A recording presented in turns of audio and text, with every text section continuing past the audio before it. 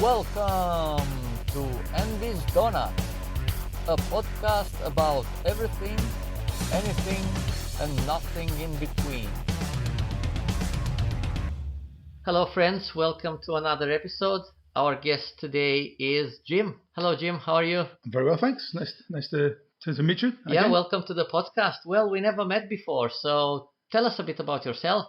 Who are you? I'm Jim Marshall. I'm Scottish, so I grew up in Edinburgh. I moved to York in the late 80s, and I've lived there ever since. I've actually lived longer in York than I did in Scotland, although I still see myself as Scottish. Well, you don't have the accent. It's not too strong, and it probably has faded over the years. So when I go over the border, when I go north, they accuse me of being English, but then I spend a few days there, and the Scottishness comes back into the accent a bit more like that. And when I come back down, I get accused, you've been to Scotland again. You've had your accent topped up. Yeah, that's good. Yeah, what are you retired now? I am, yes. I retired last year. I was fortunate in that I got a redundancy payoff, and I was able to did some sums, and I was able to take out the retirement, which is very enjoyable. Recommend it. So what kind of work do you used to do? I did a variety of IT roles. I moved to York, say in the late 80s, to work for what was then Rowntree Macintosh, big confectionery organisation that was bought by Nestle. So I did various IT roles there, but basically it was a sort of project manager and team leader. That seemed to be what I was best at. And certainly after I finished with Nestle, or they finished with me, I worked for 10 years for an organisation in Leeds called Step Change Debt Charity, who do debt advice and debt solutions for people in financial difficulties. And I worked as a project manager, dedicated project manager for them for 10 years, which was interesting. I enjoyed it. Yeah, so how did it all start? Do you have a degree or something like that? Yes. I studied in Edinburgh. I actually did a year at Edinburgh University. I was doing maths and computer science, but I think I spent too much time at the bar and not enough time in the library. So I then I thought about it, and I didn't enjoy the maths as much as I did at school, but I enjoyed the computers, and I've always been quite pragmatic. So I went to a local college, Napier College, which is now Napier University, and did a language course. I had a mix of disciplines, some economics, some mathematics, sociology, manufacturing techniques, and computers. With some work placement. I'm able to blow holes in bits of metal with a welding torch. That's as good as my welding got. We tried a little bit of that. Quite a broad-based course. And that set me up for a career in IT, and also understanding how large organizations worked. So that I think is what got me started. And certainly when I went to Nestle, comparing notes with most of the other graduates that had come in, most of them had done disciplines, nothing whatsoever to do with what they were actually doing. So I was one of the few whose degree actually opened the path into something that was related. Yeah, that's the thing. I was trying to find out if you had the passion for it, or it was just like life pushed you in that direction. As I say, I think I'm quite pragmatic. I don't think people will pay me for playing board games or listening to music or cycling or riding motorcycles or reading, the things that I enjoy. So I do have passions and hobbies, but they're not ones that you can monetize in today's parlance. So I think I kind of realized, well, I need to do something that I'm good at, that pays reasonably well, so I can afford to do all the things that I want, and that's reasonably enjoyable. So I think it was, as I say, quite a pragmatic approach. I was never driven to be a doctor or a race car driver or anything where I think you need to have a definite passion for it. Yeah, that's good. Yeah, I mean, as long as you enjoy it, I suppose it doesn't matter what you do, and if you can do it with pleasure and also make some money, that's the best combination. Yes. So that's it. I mean, I think I envy people that have got a burning passion that they are able to turn into a career. That would be great.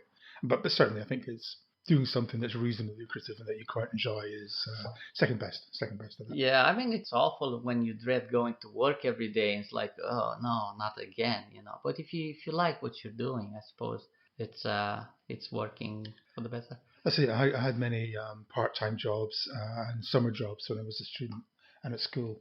So working in warehouses, working in grocery stores, packing shelves, things like this. I delivered beer one summer around the pubs of Lanarkshire and West Lothian. I think when you experience jobs that don't pay very well and aren't very enjoyable, and where you're really quite replaceable, I think when you've done a bit of that, you appreciate a better job when you see one. Yeah, exactly. Yeah. Yeah, I knew a lot of people at Nestle that whined and complained, but I looked at what they were doing, how much pressure they were getting, how much latitude they were given there as well, and what the payment package was and the pension package. And I'm thinking, why are you complaining? You're compared to 95% of the people walking around this country, or more in the world, then you're in a very good position. Grumblers will grumble, I guess. I suppose it's always having something to compare with, a reference point. Because if you never experience something bad, you can never appreciate something good that's happening to you. So you complain all the time, Yeah. and things are not going very well for you, even though, as you said, most of the people have nothing or Or less than you have. less than you have. Yeah, Yeah, that's been my perspective on, that's good. on, on work, at least. That's a good perspective. Yeah. What was your worst episode in your life? I think it would be getting divorced. And maybe not so much the divorce itself, but losing day-to-day contact with my kids. That was pretty tough. So I think the divorce itself was reasonably amicable, and I think we both realised we weren't right for each other, and there was no nastiness. I think that's very important. But certainly not having day-to-day contact with the kids was when they were young. That was difficult to adjust to. But we did keep it reasonably amicable. I remember speaking to a lot of friends and colleagues that I knew had gone through a similar experience, male and female, and getting advice from them what works well, what doesn't work. And I think you have to be grown up, even if one party felt slighted or wronged, then both parties have to be adult and grown up about it and put the interests of the kids first. Because I've seen examples where that wasn't the case, and people have used their kids as footballs in the ongoing war between the two parents, and the impact's horrendous, both for the parents and for the kids. So the kids, when they were young, spent half the time with me, half the time with my ex. We collaborated fully on schooling, or if one of the kids needed a bit of discipline, then we wouldn't let them play one of us off against the other, which kids will try and do if they can. I've got a great relationship with my kids. My son lives with me, and I've got a good relationship with my ex. I was around her house a few weeks ago. She invites me to barbecues in the summer, her and her partner. Yeah, so I think the outcome is as good as it could be, but certainly the first year or so was really tough. After having had your kids as a daily constant in your life, to come home to an empty house. Yeah, true. So what lessons have you learned from that? Well, as I say, I think you have to be humble, and you can't put any anger or grief that you have top of the list. You have to look at the interests of the kids. I think that is the main one. You're still a big part of their life, or if you want to be a big part of their life. Some parents disappear completely, and that was never something I was going to do. Never something that would have interested me. Yeah, you need a bit of humility. You need to be able to say there's a bigger picture here, and I need to do what's best for the kids. And it's also what turned out to be best for me as well. So that's the lesson, I think, from that episode. Yeah, so is that episode changed you in some way or in any way? Did it give you, I don't know, a new perspective on how to see life or relationship, or are you in a relationship now? No, I'm not. No. That is something my ex said to me, which she felt that I wanted to be single, not to go chasing other women, but to do the cycling and the motorcycling and the reading and the playing board games and the hill walking, the hobbies and interests that I have. So really, that's been the centre of my life since. Yeah, I've been on a few dates, but nothing major has happened, and it's I'm 60 now as well. Well, that's not the problem. Possibly not. You're less driven in certain ways. Yeah. As you age. Yeah. Well, I mean, you said you live with your son, so I was thinking maybe you feel lonely sometimes. No, not at all. No. I've got a lot of friends, social circles, so I can play board games 3 times a week if I want. at Beyond Monopoly, the club that Yeah. we may discuss more. With Ocean, with John, they've got little groups to play that play with them. I've got cycling friends, family back in Edinburgh. I go and visit them. So yeah, You're all right. I'm fine that way. Yeah, That's for sure. good. Yeah, as long as you're comfortable. I mean, Yeah, it's your life. yeah, exactly. Yeah. Well, talking about hobbies, you seem to have a lot Yeah, of them. Well, which one is the most time consuming? the most time consuming is probably board gaming, but it has varied at different times of my life because it's easy to do. I know people that do it, and I've got the time to do it. I'm not just actually playing games, but looking into which games I might want to get interested in. And I also like if the game's got some nice pieces, I find it quite relaxing just painting some of those pieces as well. So that's probably the one that takes up the most time right now. I think in the past it's been cycling. I still cycle a lot, and I really enjoy it. And I love cycle touring. So once, often twice a year, since the late 80s, I've got a group of friends that love cycle touring. We've gone sometimes to Britain, usually on continental Europe, sometimes to Ireland. COVID obviously has had an impact on that. We did get a tour in South Wales last year, and we're talking about a tour in the northern part of Ireland, Donegal, and around into Nice. Northern Ireland.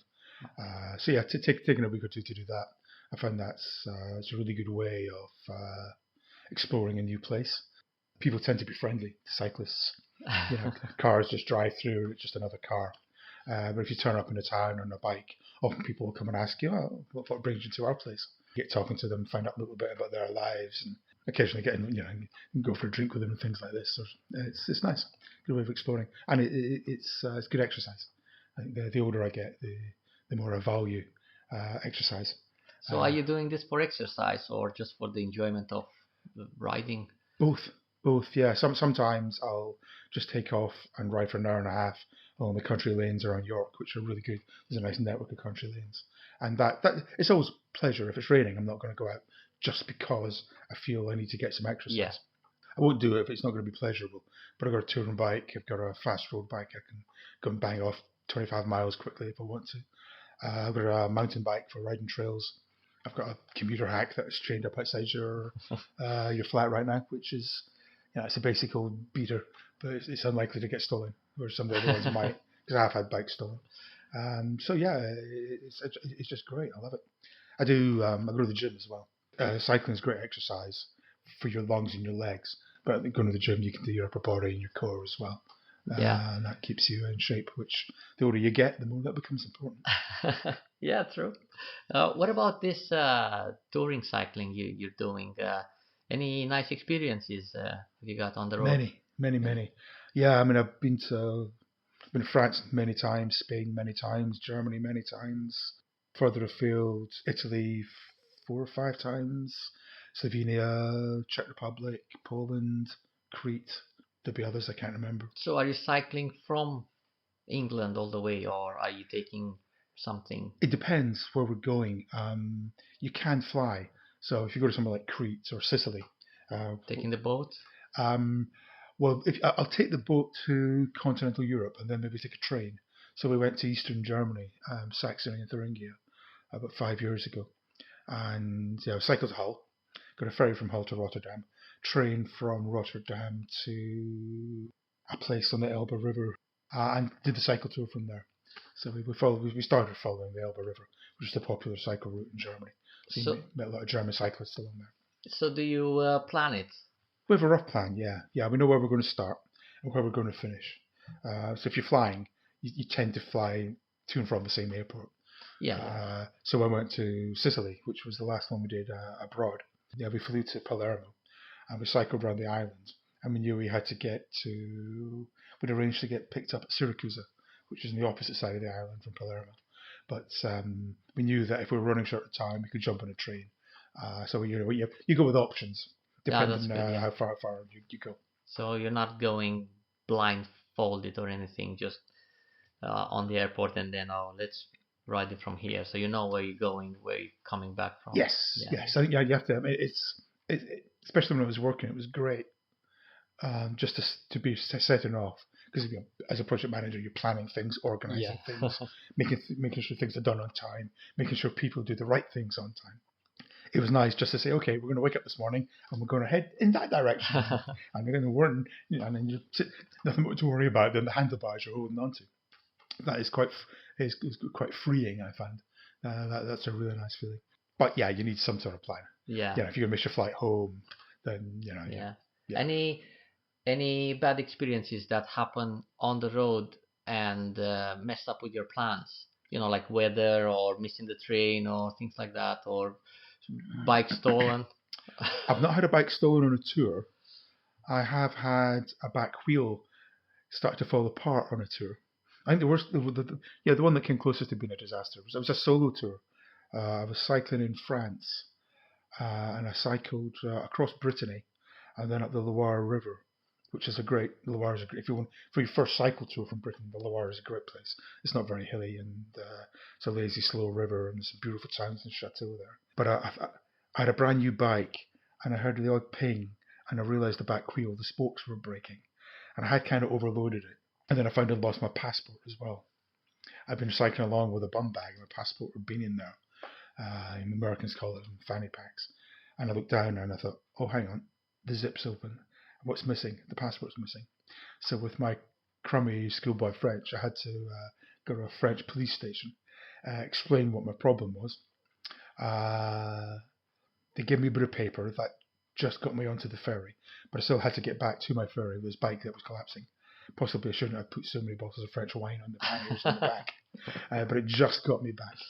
So that's probably closest to a disaster. But yeah, nothing that's ruined the holiday. Yeah, sometimes you get bad weather, but Yeah. you just I think you have to invest in Gore-Tex especially if you're going to cycle in Ireland or Scotland. Wales or Scotland. Yes, yeah, good waterproofs pay off. Have you been to Scotland touring? Yes, Yeah. yes, yeah, a few times, solo and with friends. In fact, I injured my knee on a cycle tour in Scotland. You have to, when I'm going on a tour, I start training. I left my training too late, and I started it too hard, and I pulled something in my knee.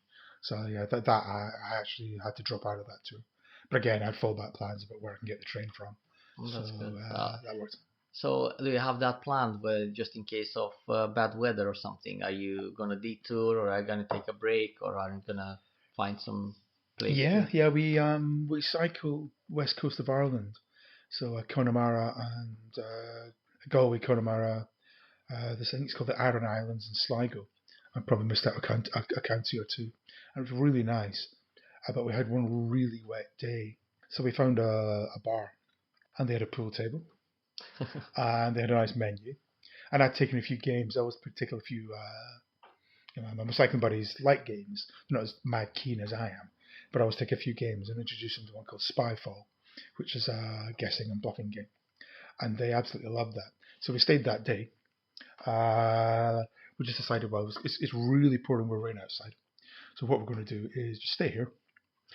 They can get a room for the night, so we're playing pool, playing Spyfall, drinking Guinness. So as a plan B, it worked quite well. Yeah, that's good. Yeah. What about if you stranded somewhere for like more than a day, maybe 2, 3 days of heavy rain or something? Again, you just have to react. We've never been stranded for rain, but one of my cycling buddies, Arthur, he's very prone to getting heat stroke. He's very fair haired. When he was younger, he was Arthur the Viking because he looked like a Viking with sort of long blonde hair. And he's prone to heat, especially now he's bald like I am. He's prone to heat stroke. So the plan, cycling round Sicily, myself and Martin started the tour from Palermo. And then Paul joined us partway round. He'd taken a train from Palermo because he couldn't spend as long on the tour as we could. And then Arthur joined us at Agrigento, where there's some famous Roman temples or Greco-Roman temples there. He'd cycled 40 miles in the blazing sun, and that night he couldn't sleep. He had really bad heat stroke, and in the morning it was, I'm just going to have to go home. I can't deal with this. So we talked him out of it. So okay, we'll tell you what. You stay here in the shade and recover. We'll go and visit the temples. Because we hadn't planned to visit the temples, we were just going to cycle past and say hi. So the three of us went to the temples. It was fantastic. Really incredible ancient remains. And then that night, Arthur felt better, and we were able to continue the tour with him. So yeah, you're always going to find a plan B. I never feel that we're heading off. Even if something bad happens, we're going to find a way of dealing with it. Yeah. So you're visiting the places as well, or you just passing by and on the bike? But of both, yeah. I mean, I like stopping to visit. One or two of Alan, who hasn't come with us for a few years, he just wants to get up, cycle as hard as he can, and then fall asleep. I like to stop and have a look at, say, some old temples or a castle, or Yeah, if it's yeah. a nice village or town, sit in the square and have your midday meal, Yeah, things it's like a that. shame because you're there. I mean, you're passing those objectives and Yeah. So when I set the route, we stop and explore things, yeah. certainly. And more than nothing, that it's me that sets the route using those project management skills. Yeah, any extreme cycling like winter time, I don't know, deserts and stuff like that? No, no. No, I do ride through the winter, and I've had some wet days in Britain, but the weather in Britain's not terrible in the no. winter. But I suppose you said you're doing it for enjoyment, not for Yeah, struggle or exactly. adrenaline. Yeah. So when we go into the mountains, there's no problem heading into the mountains. You can't do as far in the mountains. I cycled in the Pyrenees, cycled in the French Alps, cycled around Crete, and that's a very mountainous island. But no, never where there's been frozen glaciers drifting past or mortar shells falling around you or anything like that. No, no, no. You said something about motorcycling as well. How did you come to that? I think the bug came from my dad. We lost him quite recently, and it was nice going through his old photos that I hadn't seen for a while. And so many of them was of my dad as a young man in the 1940s and 50s. He sat there on an old British motorcycle, and he used to race and go touring on them as well. I think that's maybe where I got the touring bug from. So I've got a younger brother, and my dad, I think, partly because he was always telling stories of his motorcycling days, got us interested, and we both rode motorbikes for about 8 years. So from about 16, 17 through to sort of mid-20s. I was a student, so my brother went to work straight after school, so he always had a better motorcycle. I had a 185, so he then had to buy a 250. I got a Suzuki 250. He bought a Yamaha 250, which was a better machine in the day. So there's a competition there between myself and my brother. But I think that's where it came from, my dad. And at the time, this is since the late 1970s, early 1980s, motorcycling was more popular amongst young people than it is now. I think the roads weren't as congested. You could buy a motorcycle quite easily, and the licensing requirements, what you had to actually do to get a motorcycle license, was way easier than it is now. And I think way too easy. The passing my motorbike test in the 1980s was, ride round a block and do an emergency stop. It was literally that. And answer some questions on the highway code, and given the damage you can do to yourself on a motorcycle, I think the more stringent licensing that you have now makes more sense. But that's how we got into it, through my dad and through lots of people that I knew at school and then at college that also had bikes. Do you still have one? I do, yeah. I've actually got two. But for many years I didn't. Cycling took over. I've always loved two-wheelers. I've got two wheels and it works for me. Do you have a car? Yes, I have a car. Where do Yeah. you keep them all? Well, the car sits on the driveway. The bikes are in the garage locked up. So yeah, I do about 2,000, 3,000 miles a year in the car. And I've only ever actually owned three. The first one was a Citroen 2CV, the old upside down pram. And I know people that wouldn't actually consider that a car. But that was the one I enjoyed the most. But yeah, so I do have a car, but I don't use it very much. And when I do use it often, it's trips back to Scotland, or if I need to do some weekly shopping. But day to day getting around a walk or a cycle. Yeah. So yeah, the car's practical transport. Bicycles are also practical transport in a city like York. Yeah, definitely. I had a school friend visiting from Las Vegas. And that's a big city, it's an American city, so most American cities are set up for driving. And I have to say, it could do with being a bit fitter. And we were going to the centre of York, and I only live a mile and a half out. And he's going, "Oh, come on, man, let's get the car." And I said, "No, we're not in Las Vegas now. We're going to cycle." Cycle? Yeah, cycle. Because he hadn't brought a bike, so I made him do that. And in the end, he got it. He said, "Oh, this is different from Las Vegas." I said, yeah, it is. But yeah, so York's a nice, compact city, and walking and cycling makes sense. But yeah, going back to motorcycles, which was the original question, I bought one. Certainly, post-divorce, you can start doing things that maybe your wife wouldn't have been very keen on you, because she was certainly very Against it. against it. Yes. So yeah, I bought myself an old 70s 185, similar to one that I had when I was 17, 18. And that was fun. But I'd only do 300 miles a year in it. Maybe take it out 5, 10 times, buzzing around the back lanes around York. But when I got made redundant last year, I bought a slightly more modern bike, which is bigger. And Which one? it's a Moto Guzzi. It's an 850cc. Motorbikes, yeah, yeah. Yeah, Exactly. 850cc Moto Guzzi. So by modern standards, it's not particularly quick, but it does have enough power to stay with traffic. Whereas the 40-year-old 185cc doesn't have enough power to stay with traffic outside of a city, really. So yeah, I bought that last summer, thinking I'd have some time to do that. And yeah, I've done about 1,600 miles on it. So Yeah, no so touring on the motorcycle. no, I've never. When I was young, we had the odd camping trip away. It's something I might do. Yeah, on the bucket list.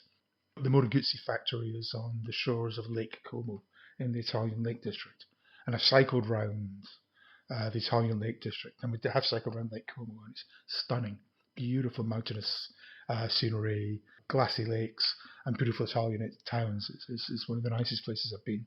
So to ride to the Moto Guzzi factory, where they have a museum and the whole town, it's called Mondello dell'Ario. It's pretty much Moto Guzzi town, apart from a few. There's Moto Guzzi and some component suppliers. That's all that's there. And prior to them arriving, it was a little fishing village, so it's Moto Guzzi town. So and they're very welcoming. You can do factory tours if you turn up on a Moto Guzzi. They'll take you around. They treat you as one of their brethren. That's on the bucket list. Probably not this year, but we'll see. So you're not planning on buying one of the touring motorcycles, the big ones with stereos and stuff? No. I like to keep it simple. The Moto Guzzi is quite simple. And my bicycles are simple as well. And they're also good for an 850. It's quite small, and I'm quite small as well, so it suits. Some of those big touring bikes, Yeah, quite big. I need 6-inch stack heels to actually get my feet on the ground with those things. Yeah, and I think they're. I actually sat on a police BMW motorcycle yesterday because I did some motorcycle training with the North Yorkshire Police. And Oh, how is that come about? it's something called Bike Safe. Now, normally motorcycle training costs several £100, but the police do motorbike training. £65 gets you a day's session, so it's really good value. They run through their systematic approach to riding a bike, not so much how do you work the throttle and the gears and the clutch. They kind of assume you know that. It's not super basic training, but it's about reading the road, spotting hazards, positioning yourself on the road, looking at the road surface, having the right attitude, so that you're buying time for yourself should something unexpected happen, which it does. I kind of do that anyway. So the day is split into two. So in the morning, there's some videos and lots of Q&A around what's going on. And it's just how do you go around corners, how do you deal with junctions, how do you look for hazards, what observation techniques do you use, things like that. And then in the afternoon, you get an observed ride. Now many people would be scared of having a police motorcyclist follow you, but that's what happens. So you go out with a police rider and he follows you for 45 minutes, and then you stop and you have a chat and he gives you some feedback. And certainly he felt I was a safe, secure rider. If anything, he said there were times when he might have gone a bit quicker. But I'm thinking, well, that's fine. Yeah. That's your decision. But I did sit on his, they use big touring BMWs, so I sat on it. And I actually felt quite nice. I had to sort of climb on the thing, but once I was on it, I could see the appeal, but they're also massive and expensive. Yeah. And I think I've got enough two-wheelers now in my life. Yeah. That's nice. I had a motorcycle when I was younger, and I was doing all sorts of trips, and I'm a big fan of Ewan McGregor's Long Way Round. And have you seen those? Yes, I have. Yeah, it's really. So you're not thinking of doing something like that, not around the world, but maybe around, from Scotland down to, southern England or something like that. I'd like to. I don't have any firm plans. I'm planning a cycle tour this year. Maybe next year. We'll see. Yeah, that'll be good. Yeah.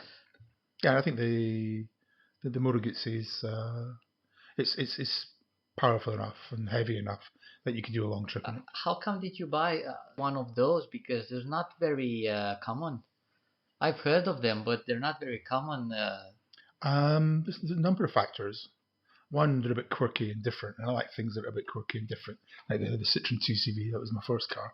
It's an old-fashioned engine, and it sort of rumbles and grumbles, which I like. They handle well.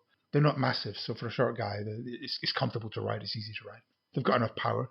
It's got a shaft drive, so if you've ridden motorcycles, keeping a chain clean is a pain. You get filthy, and your driveway gets filthy. So it's nice and clean with a shaft drive. It's got a big tank. You have to fill it up every time you go out, and it's cool. It looks nice. That's good. Yeah. What color? It's the tank's metallic silver, and it's got some soft metallic silver, matte satin silver, and the side panels and mudguards are sort of satin green, mid-green. Oh, nice. Yeah, nice. Look nice. It's got a brown seat, so it looks good. Yeah, good. People when I park it up, people all come, what's that? I don't see many of those. I like it. Yeah, that's great. Well, how did you end up with board games? Board games. There's some older kids in the street where I grew up. They were into board games. The Beatty brothers, Gerald and Derek Beatty. They're a few years older than myself and my brother. But preschool or in school summer holidays when I was an infant. If the weather was nice, you'd sort of kick a football around or play tennis. But if it wasn't, and in Scotland it often isn't, then the Beatty brothers would get the board games out. And even if it was nice, we'd be sitting in the back garden on a sunny day and just play board games. And I just thought they were really great. It was a way of transporting yourself into a different world. In the games then, you were flying around the world and collecting souvenirs or racing a race car around a track, wherever it might be. So that was an interesting way of exploring other things. And it's also, I like the social aspect. You're forced to. And, let's get together and play a game. You have a conversation. And you'll talk about the game, but you talk about other things as well. So I've always enjoyed that. And I like the intellectual competition. I've never been physically competitive. My brother was the sporty guy. So he was always better at football and golf than I was. But I could always beat him every time we played a board game. So that's where my strengths were, and my thick still are. I drifted away from them when the kids were young. And I played a little bit of video games, because yourself for young kids, if you can grab half an hour on your own, then it's valuable.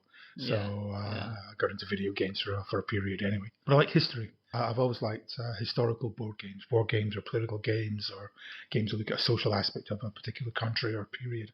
So if I get interested in if it's an interesting game, then I'll maybe buy some literature or check a few things out online and develop an understanding of what the people at that time were doing, what drove them, what they liked, what they didn't like, what their objectives were.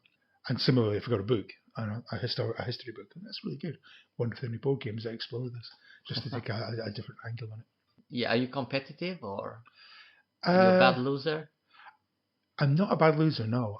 Because you always win? I think I probably win more than my fair share because I am good at playing them. But I don't mind losing. I'd rather, especially if I'm teaching somebody a new game, I'd much rather lose and the other person say, that was really good, I'd like to play that again sometime, than, you said, here's some fresh meat, slaughter this person. And they'll think, oh, that was horrible. I never want to play that game or games with you ever again.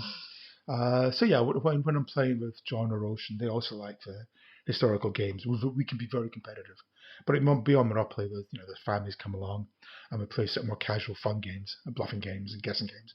Then as long as people have a great time, including me, then that's good.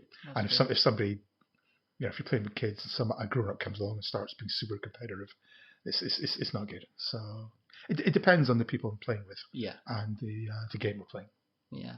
So what do you get out of games, other than the interest in going to find out more about the historical periods or history in general? I like the intellectual challenge, as well as playing games. I like figuring out and explaining games. Ocean and John and others have said I'm very good at explaining games. And I think that was one of the things that took me to project management. I had to be a very good communicator.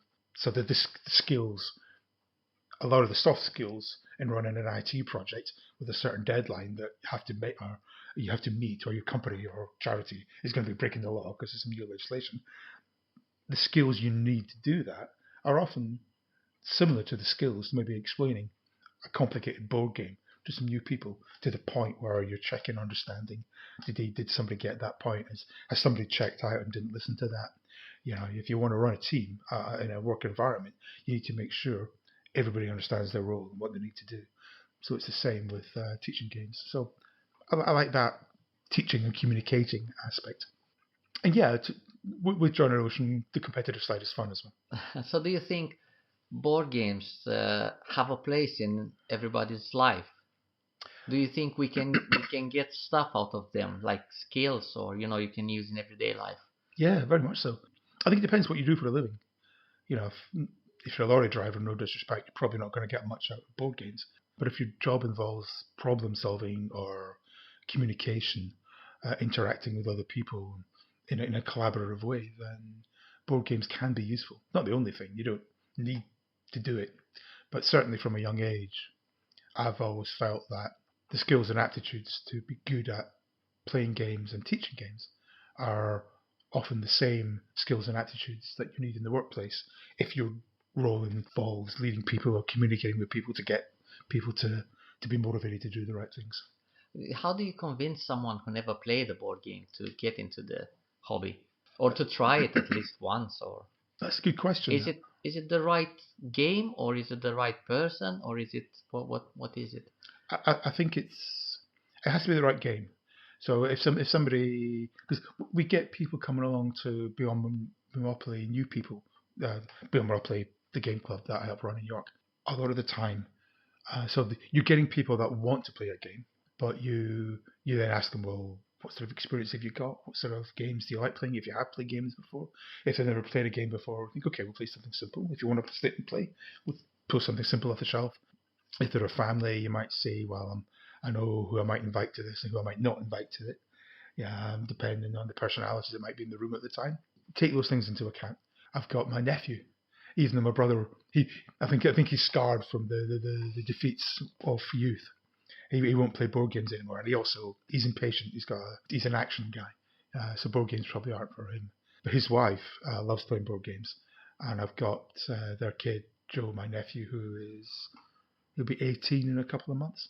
He now loves them, and that's me taking games up to play with Morag and Joel and my kids, because I've got my kids into games as well. I haven't got a game in my back pocket today, but I'll often take something with me. Yeah, just knowing the audience, figuring out what they might want. Yeah. We did under John Powers, the guy that started Beyond Monopoly, and he, as well as liking to play games, he was almost a games apostle. He would go out and try and get the world to play games. I remember sitting in Parliament Street in the centre of York. We had a couple of tables set up, and we're just inviting passers-by to play games. And some of them worked. Often they didn't. I remember a couple of young, likely lads coming along, and John was espousing, modern board games are, they're so much better than the ones of days of old. They're not, don't have to be competitive. They got economic bases. They've got nice wooden pieces. And these two young lads, I think might have had a liquid lunch, just burst out laughing, shouted nerds, and ran away. So they're not going to be for everybody. They're not going to be for everybody. Yeah, exactly.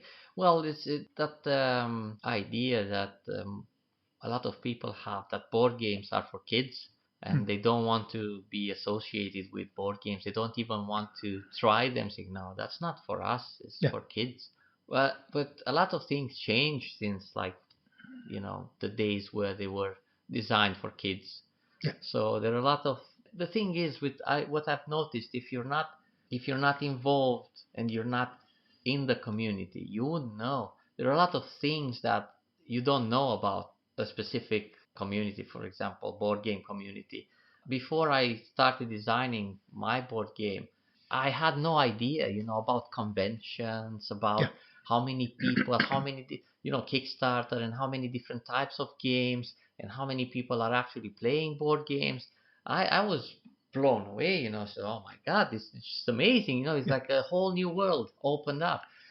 It's grown massively since I was a kid. The variety of games and the quality of games is way better now than it ever has been. When I was a kid, it was either kids' games or card games and adults game. Yeah, or chess, Go, sort of traditional games, and heavy war games. We fight the Battle of the Bulge. And I think modern gaming evolved out of those war games, because I saw some of the things in those games became more abstract. and then the theme became less important with a lot of games. I mean, looking at the shelf of games that you've got there, you've got some great games there, but I wouldn't say that Century Spice Road says, oh, we're off on the Spice Road trading spices. It's really just an abstract game, but it's a great design. It's a lot of fun. So games have become much more accessible. And you now see games in bookstores. So if you go to Waterstones in the centre of York or anywhere, they've got a section of board games. That was never going to be the case when I was a kid. You've got clubs. I'm biased, but Beyond Monopoly is the biggest and best in York.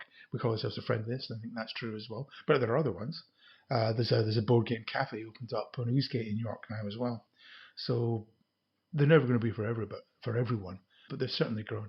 I think maybe on the back of video games. I think people play video games, and actually that made games acceptable for adults. Yeah. And I think on the back of that, people that maybe 15 years ago would never even have considered playing a board game might do so now. Yeah, but it's amazing how, even though they're out there, as you said, they're in the bookstores and all over the place. You can see them, you can hear about them. Even you can even see ads on YouTube or about for board games that are coming to Kickstarter or whatever platform. But if you're not into them, if you're not in the community, you might miss them. You might pass along them and you won't notice them. That's how strange it felt for me when I jumped into this thing. I always played board games, but I never been like a huge fan, or to have like a big shelf of board games. So just playing one or two with friends, and sometimes Christmas and the usual times to play a board game. But then it opened a all new world, and it's amazing. It's fascinating. And as you said, it's not for everyone, but everybody can find at least one game that they can enjoy. It's what I think. Yeah, I think so. If you want to try one game, there is one for you. So come along to Beyond Monopoly. Find out. How did you end up being associated with Beyond Monopoly? It really came about after my wife and I split, because I found myself as with the kids half the time, so I was like a part-time single parent when the kids were young. But then the other half of the week, I had time to myself, and I was like, okay, let's see what I'm going to do with this. I'm not going to sit and feel sorry. And I came across, I think it might be in the local press, an advert for Beyond Monopoly. My wife actually came across it as well.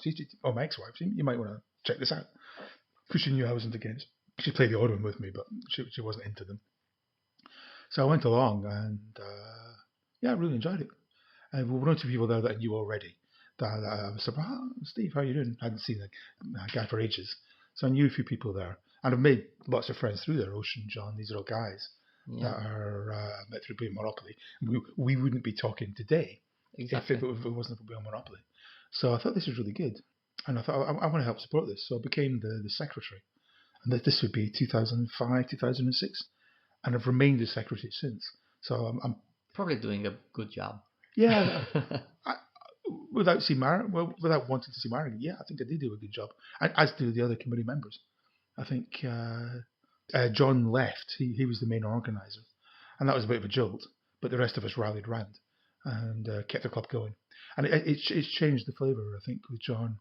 The evangelising. Not everybody wanted to sit speaking to drunks in Parliament Street. And that was an extreme example. There were more enjoyable days demonstrating games to the public.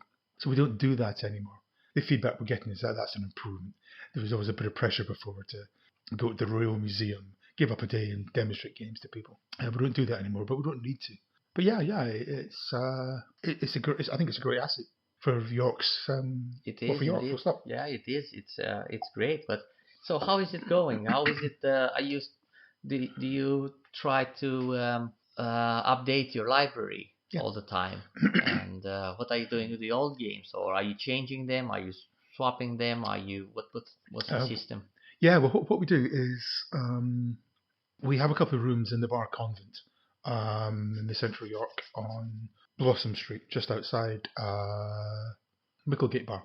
So they have a couple of conference rooms, and we rent them um, generally alternating full day Saturday and Friday evenings.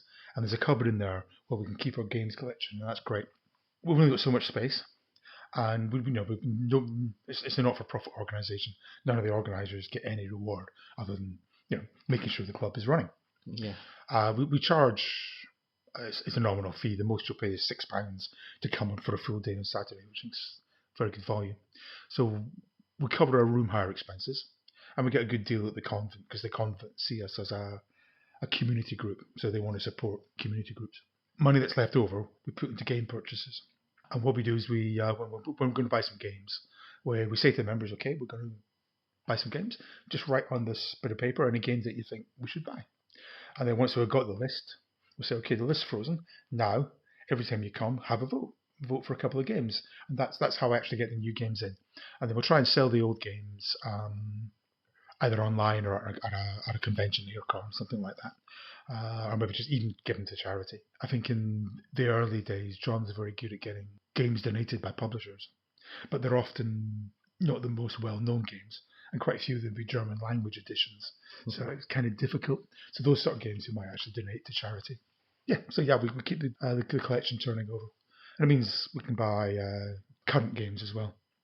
New games are coming out all the time, so something like Wingspan or Century that have come out in the last 2 or 3 years, very popular, got great reputations. Yeah, let's get Wingspan in the collection. Yeah, but are you keeping the classics?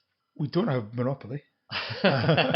No, it's beyond Monopoly. Exactly, and that was John's name for the club, and I think that's why the idea behind the name is there are games beyond Monopoly. Yeah, the ones that used to get out at Christmas. So if you've only got 4 games in the house, it's like, oh, do we have to play that one again? Yeah. That's where the name came from. I think we've got Settlers of Catan. We've got Ticket to Ride. We've got Carcassonne. Yeah. I think Century's becoming a classic. We've got that. We've got Splendor. So yeah, I think most of the classics we've got a copy of. Yeah, that's good. Right. Do you have a person, a book, or an event that changed your life for the better? In terms of a book, I would say Catch-22. I don't know if you know Catch-22. It's a war book, but it's not an action adventure. My parents were white Scottish Protestants and rather lovely people. They were very regular church-going people, and I was brought up in that environment, so I was quite naive and straight-laced. And I would read war novels because growing up I was born in the 60s. This is pre-Star Wars, pre-internet. A lot of the action movies then were set in World War II because that was the big recent event. A lot of the kids' toys were plastic tanks and soldiers and things like that. And then I'd heard about Catch-22, and I thought, can I take this on? Because I heard it was a difficult book, and I bought it, and I absolutely loved it. It's chaotic. It's not written chronologically. The action, I don't know if you've read it, but it jumps around a lot. It's set on a fictitious island in the Mediterranean off Italy, and it's got a US bomber base on it. And the main protagonists are the bomber crews and their officers. And you've got all sorts of people in there. You've got these gung-ho officers that just want promotion and medals and keep making their crews fly more and more missions before they be recycled and sent home. You've got a war profiteer there. You've got a psychopath. You've got a depressive. But the main protagonist is Yossarian the Assyrian. I suspect he wasn't actually meant to be an Assyrian, but he's cynical, and his sole objective is to try and get through this war alive. I think he hates the officers that run the bomber fleet more than he hates the Germans and Italians that are trying to shoot him down when he goes on bombing missions. And it's written by Joseph Heller, who did actually fly bombing missions in the US Air Force in World War II. So maybe he's probably basing it on himself and some of the personalities that he met there. But it's hilarious. It's got this deeply cynical sense of humour running through it, and these crazy personalities, and they take trips to brothels in Rome and drinking dens in Rome, and just try and find a way through this madness. But that gave me a very different. I thought, hang on, there's a different way to look at life. That made me a little more cynical for sure, and a little more challenging about just accepted wisdom. So yeah, that changed. I probably read it 5-6 times now. and I still enjoy it. I still find humour in the pages.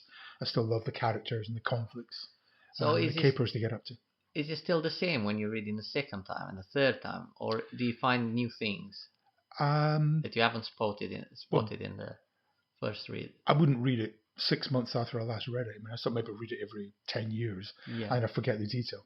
You know, roughly it's hard to call it a plot because, as I say, because it's not done chronologically, but the events that take place and the personalities and what happens to them, there are no surprises, but it's still enjoyable to read. When did you read it the first time? Probably about 13, 14, something like that. I've read a few of Joseph Heller's other books, and they're not as good. Some of them are good, but they're not in the same class. And I remember watching an interview of them, and there was the interviewer was trying to make a point, trying to be clever, and said, but you haven't written a book as good as Catch 22 since, have you? And Joseph Heller's response was, no, but neither is anybody else. Which I thought, yeah, that's good. That's good, yeah. Yeah, anything else you want to share with us? I could talk a little about my secondary school if you want. Yeah? Yeah, because that was interesting. I went to a school called the Royal High School in Edinburgh. Now, in Edinburgh, there are a lot of fee-paying, they call them public schools, but it's for the sons of the rich. And in Edinburgh, you'll often find there's a George Watson's or a Heriot's. These are two of the schools. Family where granddad went to Heriot's and father went to Heriot's and you go to Heriot's. Now, the Royal High School used to be one of those, but it became a comprehensive school, a state school. And I was in the second annual intake of comprehensive kids, and also it used to be an all boys school. It became a mixed school, so I was the second intake. So you still had the sons of great grandfathers that had been to the Royal High School, some really rich people. But you also had the local intake. So I grew up in a little semi-detached house in the suburbs, so I'll call it lower middle class. But there were some richer areas in the intake as well, where it's sort of big villas, so sort of upper middle class, if you like. And there's also a council estate where it was council housing, and this is before all the council housing was sold off by the Margaret Thatcher. So you had a real slice through society, and you still had the infrastructure and the teachers that you would expect of a public school. So looking back on it, I think it was really quite unique in that you could get a good education and I did well academically at the school, but also you got to meet and interact with people through all strata of society. If I'd gone to the Royal High School 5 years earlier, I'm not sure my parents could have afforded to send me there, but if they had, I'd just be dealing with the sons of the rich. So yeah, I think that helped my communication, because I found myself talking. Callum was a friend, and his father owned a building construction company, and I went to his house and I thought, this is Beverly Hills. It was beautiful. It was 3 stories inside. They had an atrium with an old tree trunk up the middle of it that had been pulled off a beach, and it looked, worn, and it was like, wow, this is like American television, Fantasyland. Or I would go around to a friend's house in the council flat in the council estate, and dealing with them and dealing with the different parents as well. So that was a really good grounding. Looking back on it, even now, I think there ain't many people that are going to have a good quality education and a good view across the different elements of society. Yeah, I was talking to a friend the other day about exactly this type of thing, that how some people, obviously the ones that can afford to, they'll send their kids to private schools, and then the rest of us will go to state school. And we were debating what are the advantages, what kind of education do you get, better education being a private paid for school than from a public school? What's the difference? I mean, what can your money buy, basically? Is it something you can buy with money, education? And we ended up finding that it wasn't the education per se, it was the people you'll met, the connections you'll make for the future, different perspectives of life. If your parents are poor, your kids will be raised in the same mentality that they are poor. Exactly. So even though they could achieve the same things as the other kids, because when we are born, we're all the same. Yeah, so we all Yeah. have the same opportunities, the same possibilities, but then something changes, in when we grow up, and some people go to achieve a lot of things because they're open-minded and they think nothing is impossible and everything is achievable, while other people will think, oh, I can't do that, I can't afford it, I'm not good enough. Yeah. And I saw that at school. As I say, I took advantage of the education. I paid attention in class, did the homework, got good results. But a lot of the kids from the council estate, they didn't like you because you were trying hard. They got into this mentality that said, trying hard at school's for losers. And at that time, it was relatively easy to get a tradesman's job. You get apprentice joiners, machinists, things like this. A lot of those opportunities are no longer there. They didn't like you, they saw you trying hard in school, and I'm thinking, that attitude, Yeah, because yeah, they were in the same class as me with the same teachers. yeah, Yeah, they, yeah, they just didn't see this as a good thing to invest in. yeah, They'd rather distance themselves from it, pour scorn on anybody that wanted to make that investment.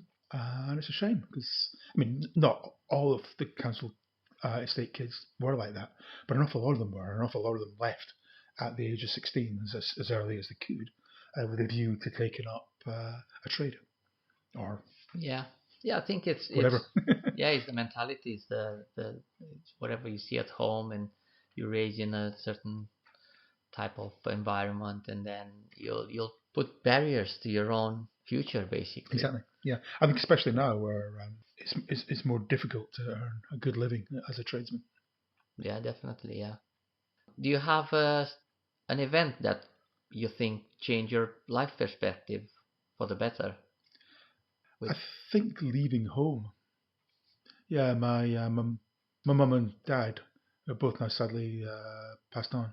Didn't enjoy great health, so when I was a kid, I was helping out at home quite a lot, and because of that, I stayed at home in college, and also it was easier. So I was well into my 20s before I actually left home, taking myself out of Edinburgh, moving to York, which is what I did, and branching out on my own. Yeah, it just felt that possibilities have opened up. I've become an adult. So, no disrespect to my mum and dad, I'll cherish their memory. But for my personal development, Catch 22 and leaving home. yeah, that's It's good. a good combination. If That's you're going to good. leave home, take a copy of Catch 22 That's with good. you. Yeah, you said you like reading books. Do you read Mm. a lot, or what type of books are you reading? I, I go through phases. I've been reading less of late, and especially now that the weather's nice, I tend to be out and about more. I tend to read history, biography, and the occasional novel. But I probably spend more time online than I do reading physical books. But yeah, Yeah, I've generally got a book on the go. But it might yeah, take me a few months to finish it. Yeah. that's good. Do you have a favorite quote? No, sorry, Oh, it's fine. It's I fine. can't think of one. Or it doesn't have to be like something somebody else said or anything. Do you have a life principle, something you guide your life off? I don't know, be kind or seize the moment or anything like that, or it's something that you do every day or you aim of doing or being better. Or I don't know. Get to know somebody before you form an opinion. I think I'm not going to like everybody. Not everybody's going to like me.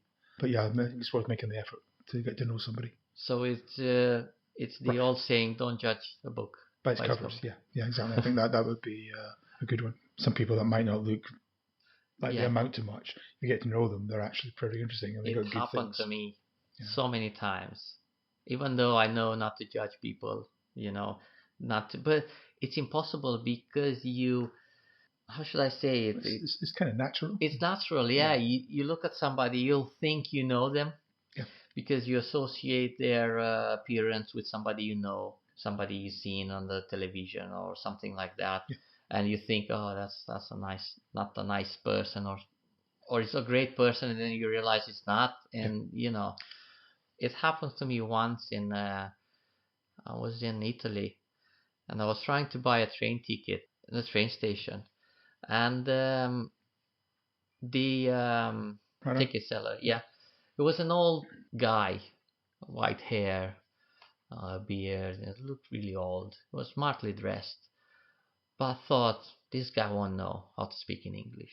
So I asked him in Italian. I knew a few words because our language, Romanian, is very similar to Italian, so it wasn't hard for me to say it. So I asked for tickets in Italian. He gave it to me, and then the next person, the person behind me, was in English, and they asked in English, and the ticket seller was speaking better English than the guy. I was like, I felt so bad because I judged that person just by This, you don't know. yeah, he can't be capable of speaking English. Yeah, but he was But perfectly speaking English, and then I was trying to speak to a young lad in the train in English. They couldn't speak English. They were Italian and they don't speak English.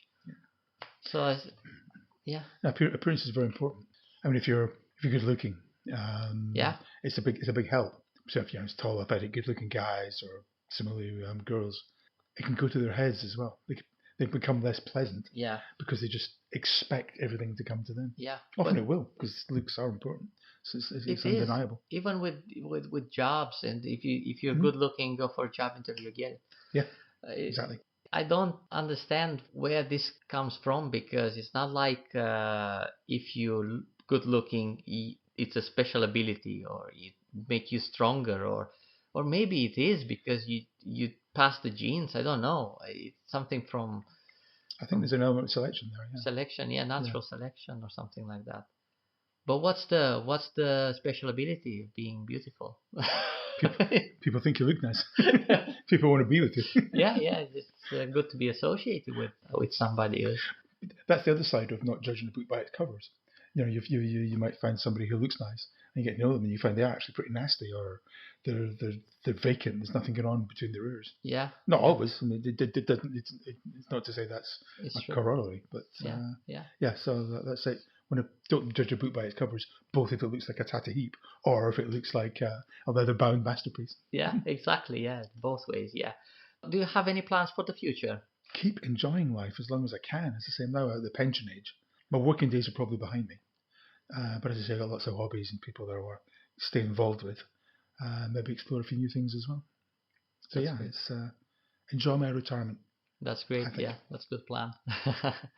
Well, it was great meeting you, Jim. Likewise, it's been enjoyable. It was very pleasant chat we had, and who knows, we might do it again. Yeah. Thank you so much for being with us, and thanks, guys, for listening. See you next week. Bye.